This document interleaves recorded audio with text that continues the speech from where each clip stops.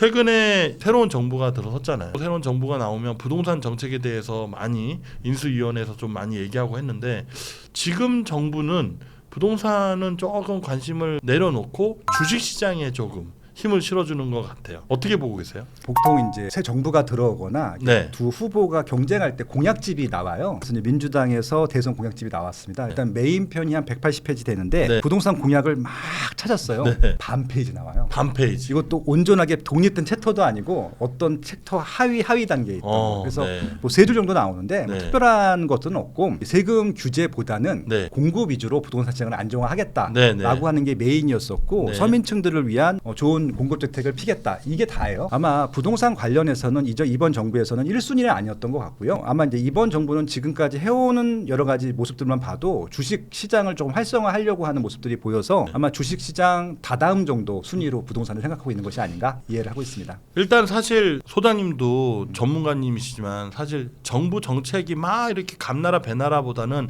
시장에 맡기는 게 네. 가장 좋은 정책 중에 하나일 수 있잖아요. 그렇죠. 그래서 저는 그 반 페이지라는 내용은 전 몰랐거든요. 근데 딱 듣는 순간 정책을 담당하고 있는 그분들이 진짜로 깊은 내공에 의해서 시장에 부동산을 맡기자 이런 깊은 철학에 의해서 그렇게 만들어졌어도 감사한 것 같고 네. 만약 그런 내공이 없이 그냥 약간 뒷전이라도 해도 저는 부동산에 나쁘진 않을 것 같아요. 부동산은 그냥 냅두는 게 제일 좋은 방법이고요. 맞습니다. 네. 왜냐면은 이제 시장에 수요가 있고 공급이 안 되면은 민간 업체들이 공급을 하거든요. 그렇죠. 그거만 막지만 않으면 돼요. 규제 예, 여러 가지. 자꾸 뭔가 막으려고 하는 순간부터 문제가 생기거든요. 맞습니다. 네. 어찌 보면 이제 문재인 정부 때 부동산 정책이 실패했기 때문에 좀 그렇죠. 정권이 바뀌었다고 생각을 하고 있어서 네, 네. 윤석열 대통령이랑 이재명 후보가 붙었을 때는 네, 부동산 대선이었어요. 네, 네. 그때는 정말 부동산이 1순위였었고 공약집의 거의 3분의 1이 양쪽 다 부동산 네. 공약이었었거든요. 네, 네. 근데 이번에는 김문수 후보도 그랬고 이재명 후보도 그렇고 싹 다 빠졌어요. 그러니까 네. 부동산이 이슈가 아니었다는 얘기고 그 이유 중에 하나는 생각보다 많이 오르거나 네. 많이 빠지거나 그러지 않은 시장이었었거든요. 그냥 그렇죠. 완만한 평탄한 네. 시장이어갖고 서울 일부 지역만 오르고 있었는데 그 일부 지역도 규제적으로 이미 지정이 돼 있었기 때문에 그렇죠. 정책적으로는 할 게 별로 없었어요. 네, 그래서 네. 아마 특별한 대책이 안 나왔던 것처럼 보이고 최근에 부동산 시장이 핫한 걸로 아마 계속 뉴스에 나올 텐데 그것도 꼼꼼히 보셔야 돼요. 데이터를 보시게 되면은 이게 뉴스에 나오는 단지들만 핫한 것이지 서울에서도 핫하다고 하는 서울에서도 한 30% 정도만 거래가 많이 되고 있고 네. 핫하기만 하지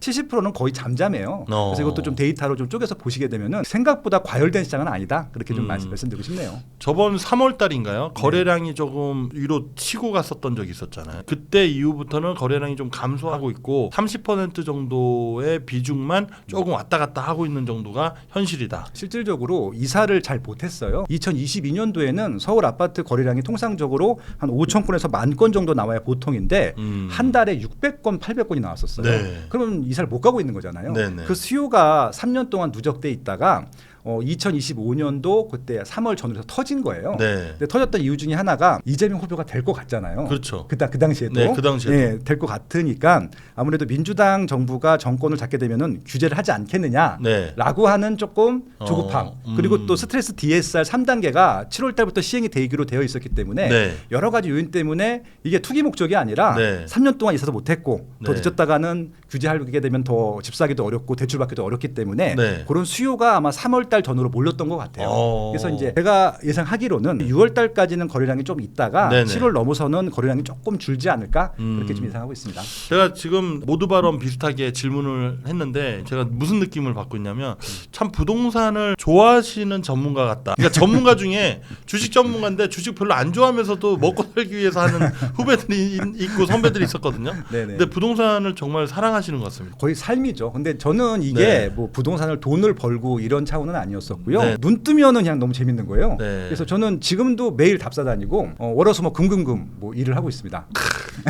그러니까 이게 돈을 쫓는 게 아니라 돈이 따라오는 삶을 지금 살고 계시는. 네. 그래서 빠쇼님을 잘 쫓아다니면서 부동산 정보도 빠쇼님 그 채널도 있으시잖아요. 예, 스마트 튜브, 수트 TV라고 하는 것도 있고 네. 페이스북도 있고 네. 뭐 인스타도 있고요. 또 제일 제가 아끼는 이제 콘텐츠는 네이버 블로그예요. 빠숑의 세상 답사기라고 하는 네, 블로그인데 9만 명 정도 되거든요. 책도 꽤 많이 쓰시지 않았어요? 개인 저서로는 15권 썼고. 알겠습니다. 아무튼 뭐 제가 방송 진행하면서 저도 나름 이쪽 투자업에는 프로니까 아유, 완전 프로시죠. 네, 그러니까 프로를 알아봤다 이런 느낌으로 네. 이해를 해주시면 좋을 것 같습니다. 세 번째 질문을 드리는데 진보 정권일 때 좀 강세장을 좀 보였고 보수 정권일 때 좀 약세장을 보였는데 이게 원래는 상식선에서는 보수가 부동산을 좀 이렇게 있는 분들을 좀 더 이렇게 있게 하고 있는 분들한테 세금을 좀 줄여주고 상식선의 얘기가 있잖아요.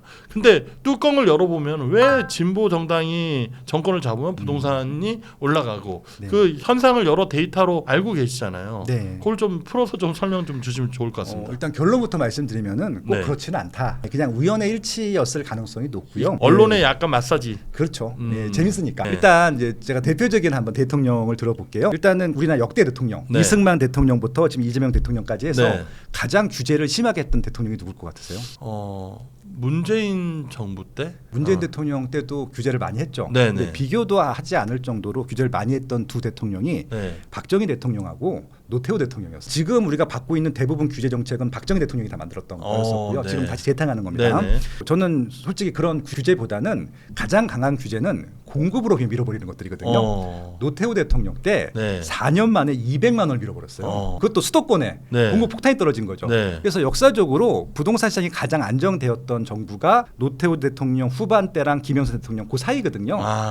아무것도 안 했어요. 규제 안 했는데 네. 그냥 물량으로 끝냈어요. 물량으로 그게 시세가 잡히는 거죠. 그렇죠, 그냥. 그렇죠. 강남까지 네. 다 잡혔으니까. 네, 네. 그래서 실질적으로 가장 강한 규제를 했던 것은 박정희 대통령과 노태우 대통령 때였었고요.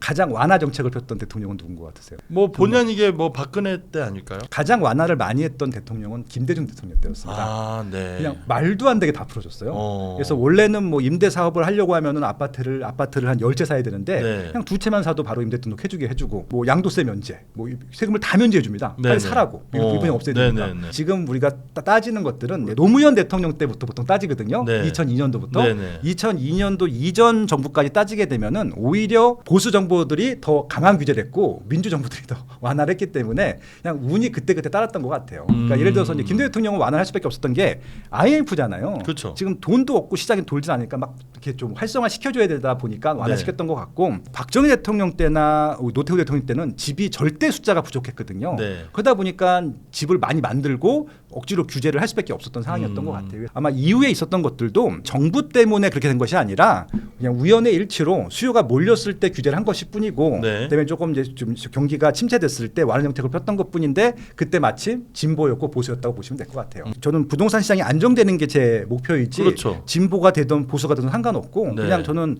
전 국민이 다 네. 내 집 마련해서 잘 살았으면 좋겠어요. 그러니까요.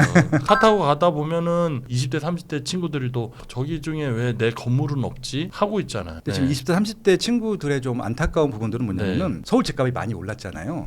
포기를 해요. 왜냐하면은 레미안 원베일리 뭐 70억 이게 평생 벌어도 그만큼 돈을 못 벌 것처럼 한 느껴지잖아요. 3대가 벌어도 힘들죠. 힘들죠. 그러니까 네. 이게 다시 태어나도 안 된다고 생각하는데 네. 그런 분들도 포기하지 말고 저는 경기도 인천부터 시작하면 되거든요. 맞습니다. 예. 월급쟁이 분들 같은 경우는 네. 종잣돈 몇 천만 있으면은 네. 대출 많이 해줘요. 네. 생애 최초 같은 경우는 네. 80%까지도 해주고 저리로 뭐 2% 이렇게 해주거든요. 네. 그럼 그런 거 받아서 새 아파트가 좀 많이 빨리 오르잖아요. 네. 그래서 이제 징검다리라고 하는데 오르고 팔고 조금 상급입지 구축으로 맞습니다. 예. 오르고 팔고 상급집 이렇게 보면 한 3번 4번 갈아타면은 압구정 현대아파트나 레미안 원베일을 그런- 갖지 못하더라도 네, 네, 네. 서울에 괜찮은 입지는 살 수 있거든요. 네. 저는 그거 하고 있어요. 네. 그렇게 좀 내 집 마련 네. 전도사고 캠페인을 하고 있다라고 네, 보시면 네, 될 것 네, 같습니다. 네. 그리고 돈을 다 모아서 사는 것들은 불가능해요. 물론 살 수도 있겠지만 돈을 아주 많이 벌지 전까지는 네. 적당히 벌었을 때 종잣돈 생기면은 대출 훨씬 더 많이 받아갖고 네. 대출 이자 감당하면 되니까 그래서 집을 좀 빨리 좋은 거 마련하시라고 말씀을 드리죠. 그러니까요. 딱 그렇게 말씀하셨을 때 본인의 이제 직장, 로케이션이 되게 중요하잖아요. 대표님께서 굉장히 중요한 포인트 말씀하셨는데 네. 부동산 입지 분석을 할 때 제일 중요한 건 일자리입니다. 일자리가 없으면 부동산 입지 분석을 할 필요가 없어요. 맞습니다. 일자리를 정해놓고 나머지 요소들을 따지는 겁니다. 그렇죠. 학군도 일자리 다음이고요. 네. 교통망도 일자리 때문에 생기는 것들이고 그렇죠. 네. 생활 편의시설도 그 일자리 다음이거든요. 제일 중요한 건 뭐냐면 메인 일자리가 어딘지는 알고 있어야 되잖아요. 네. 본인이 출근하는 위치도 중요하겠지만 가장 많은 사람들이 일하고 있는 곳들이 이제 서울 같은 경우 3대 업무 지역들이 있어요. 네. 강남구 서초구가 제일 많고요. 네. 종로구 중구가 그다음 많고 여의도 영등포 이쪽에 그다음 많거든요. 네. 이 지역 내에 살면 너무 좋겠죠. 그렇죠. 근데 문제는 비쌉니다. 맞아요. 예, 그래서 이제 여기까지 비싼데 살 수 있는 분들은 그냥 들어가시면 고민 없이 들어가시면 되는데 그렇죠. 돈이 대부분 부족하기 때문에 이 입지까지 뭐 한 30분 내에 네. 혹은 1시간 안에 출퇴근할 수 있는 입지면 되는 것들인데 강남구 서초구에 좀 빨리 올 수 있는 것들은 GTX라는 라인이 있습니다. A가 개통이 됐고요. 네. 지금 부분 개통만 되어 있거든요. 내년부터는 이제 파주 운정부터 화성 동탄까지 다 연결이 됩니다. 네네. 지금 파주 운정부터 화성 동탄까지 있는 라인 역세권은 아무거나 사셔도 돼요. 어.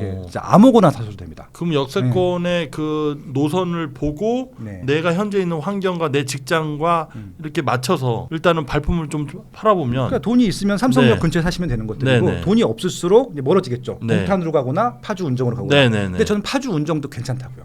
뭐 자가용을 타도 좋겠지만 저는 전철 타고 다닐 수 있는 그런 조건이면 좋겠거든요. 네. 그래서 이제 제 일자리가 많은 강남구 서초구에 환승하지 않고 30분 만에 전철 타고 갈 수 있다. 네. 그런 입지라고 하면은 서울은 당연하고 경기도라 인천도 좀 괜찮다고 생각하고 있거든요. 네네네. 그런 측면으로 보게 되면은 생각보다 선택할 입지가 많은 거예요. 이 전문가로서 당연히 젊은 친구들 그렇게 생각하는 건 틀렸어. 집을 살면은 그것도 나중엔 할 수 있어. 근데 지금 당장 할 거야? 한 2, 3년 좀 참았다가 해도 되잖아. 이게 그럴 때 좀- 어떻게 말씀을 해주시나요? 일단 시작을 해야 되는 게 중요한 게 네. 지금 이제 여러분들이 이제 오해하고 있는 것 중에 하나가 뭐냐면은 강남에 있는 아파트를 사는 사람들이 원래 부자였을 거라고 생각하시는 분들이 많아요. 똑같은 네. 중산층들이 네, 서민들이었습니다. 네, 네. 이게 무슨 얘기냐면은 2012년도에 부동산 그때 어느 정도였냐면 지금은 유명한 아파트인데 마포 레미안 푸르지오 네, 마레프라고 있죠. 합니다. 네. 예, 그리고 경희공자이 경자라고 하는데 네. 그 아파트가 거의 동시에 분양을 했는데 둘 다 미분양이 났어요. 네네. 기억납니다. 예. 중도금 무이자에다가 그냥 계약금만 걸면 입주할 때 내면 되는 그런 네, 조건이었고 네, 네.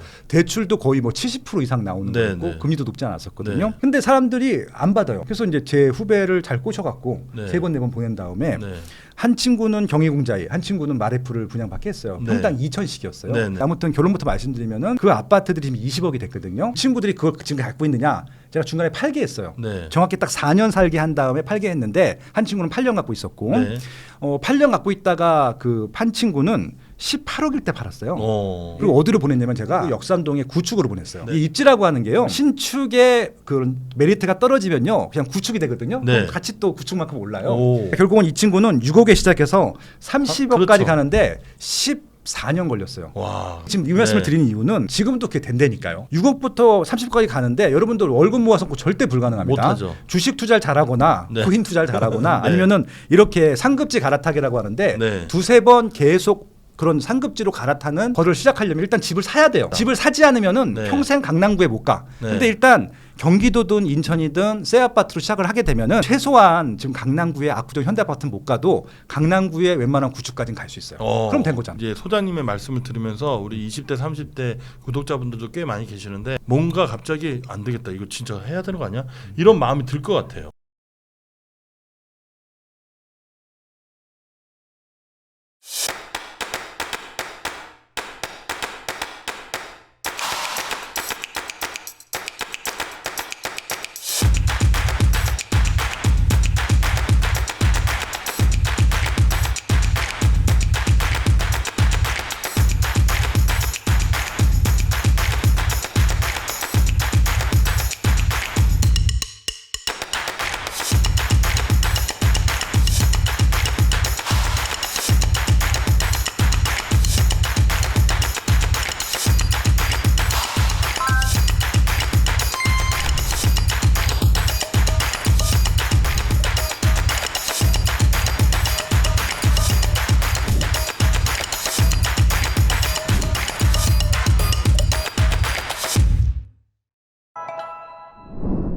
본 방송에서 제공하는 투자 정보는 투자 판단에 참고만 하시기 바랍니다. 강흥보 대표, 최강천 본부장, 이한 전문가, 김민영 전문가는 개인 투자자에게 전화, 메시지 등 개별 접근을 하지 않습니다. 모든 결제는 트레이드 스터디 사이트에서만 이루어지며 별도의 계좌로 입금받지 않습니다. 각별한 주의 부탁드립니다.